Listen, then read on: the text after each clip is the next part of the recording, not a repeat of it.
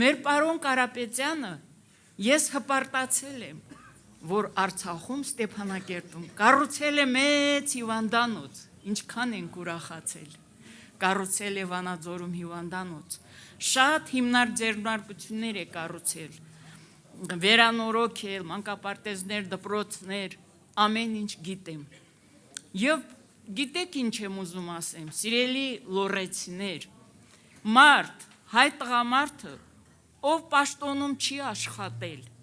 բայց ինքը նվիրված է եղել ժողովրդին, ինքը այդքան բարերարությունը կատարել է,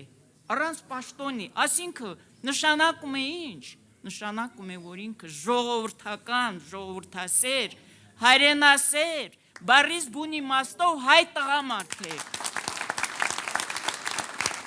Շատ շնորհակալ եմ, Մայրիկին։ Շատ շնորհակալություն ձեր հայրենասիրության, ձեր ժողովրդասիրության, ձեր նվիրվածության, հայ ազգին, արդեն գիտենք, ապագայում էլ ինչերի ես լինելու ընդունակ։ Ձեզ առողջություն և ինչպես արցախցին կասի, 100 տարի կյանք առանց ուֆի։